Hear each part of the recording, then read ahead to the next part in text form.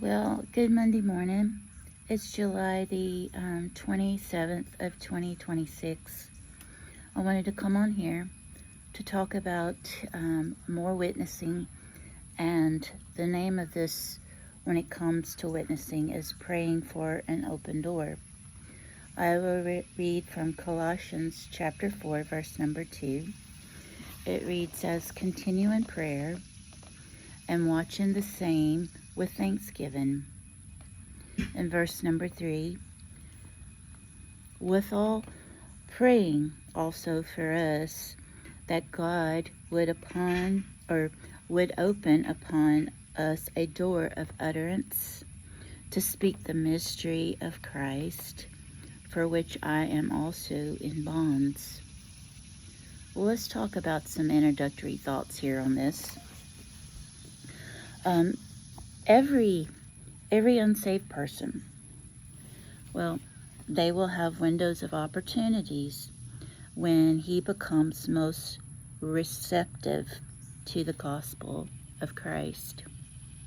You know, the devil works hard to keep people in darkness, and he will distract them by every means necessary.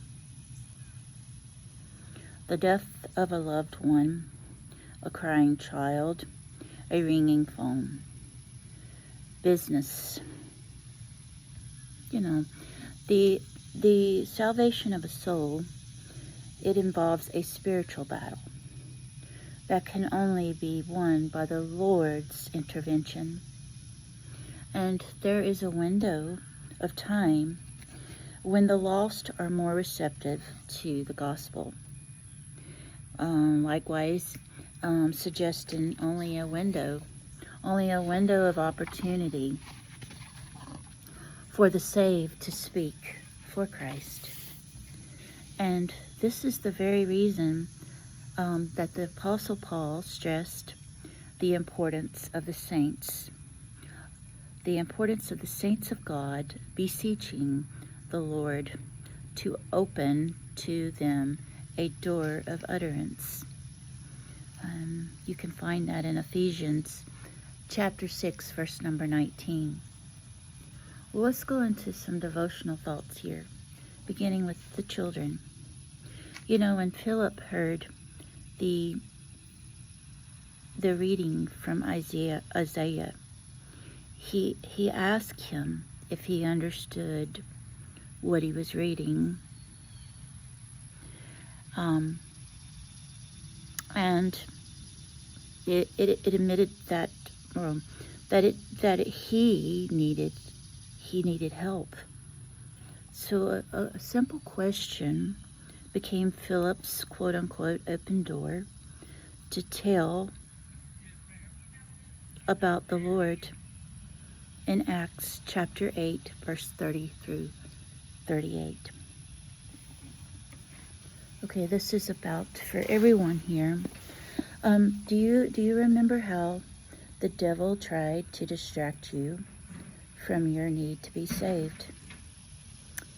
And what has he done to keep your loved ones from considering their need to be saved? Again, and why is it so important to pray for an open door? Well, as far as my salvation, I was introduced to being saved when I was 14. But also, I've had to learn a lot since then. And I've gone down some wrong paths. I've been on the widen road when I've need to been on the narrow path. So I have gone through some things in life, and I'm understanding a lot more now than ever before. So I'm grateful for my salvation. I'm grateful that the Lord gives me more than one chance to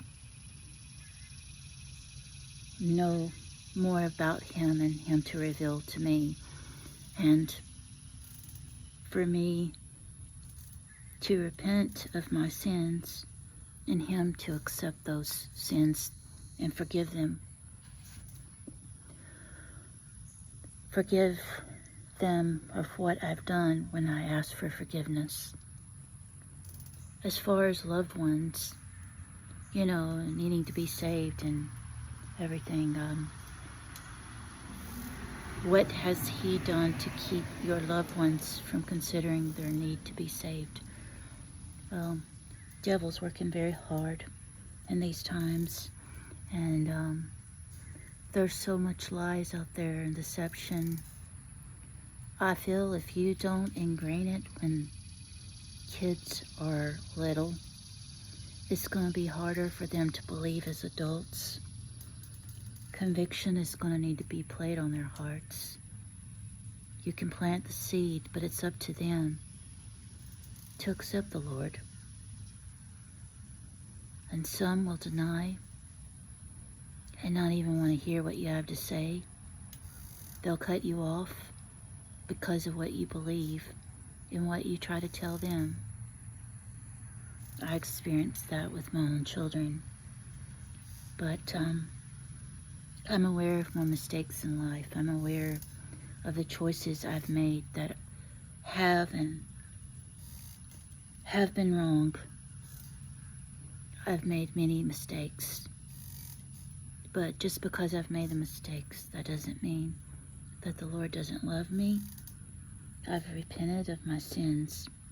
I struggle day to day with some things, but I'm trying my best to do better, and I want to do better, and I want to avoid what Satan tries to put in my pathway.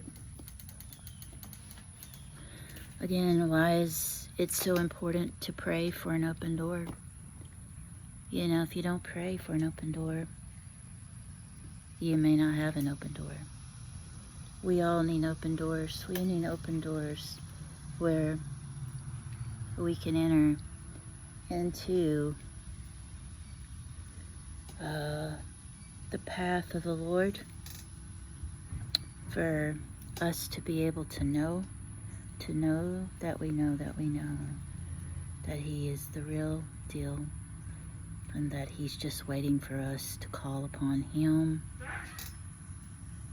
And on here, Paul's prayer, it was not only for the open door of the hearer of the gospel, but also for the open door of the one giving the gospel. So people who believeth and are saved, that are putting the gospel out there, it's very important to be able to put it out there. For those who don't believe, maybe they will have, the desire to want to hear you and learn that, that the Lord is real, and that, maybe I need to change my life around. We're not promised tomorrow.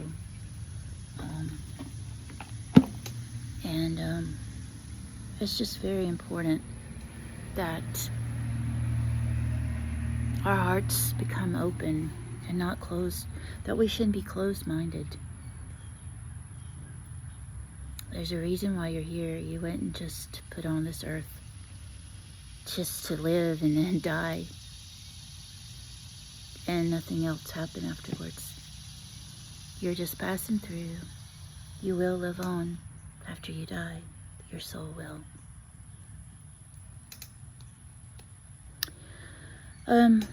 So today, in some prayer thoughts, let's ask the Lord. Let's ask the Lord to open a door of utterance for you. We all need a door open. Even us believers, we need a door open for, some unanswered prayers, for things that we may be going through. But we also ask for open doors for people who are unbelievers, that they themselves find their way to the doors that are open for them, on a path, the narrow path, which will find their way to the Lord. Ask God to open doors for others to speak to your loved ones, and I do. Because a lot of times I can't seem to get my kids to listen to me. They say, Mama, you just need to stay off that internet. Mama, they don't want to hear it, and they don't even want to even listen to what I have to say, because they don't, I guess, have confidence or belief in what I have to say, that what I have to say is true. But I pray that someone will come along that'll open the door and show them to come in. And I pray and ask that the Lord put a shield over them and protect them.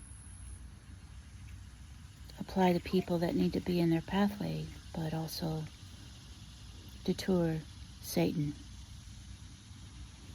A song for this that we can talk about is Send the Light. I remember that hymnal in church when I was little, when singing that and listening to it. You want the Lord to send the light into your heart, into your pathway. Follow the light, people, because the light won't steer you wrong.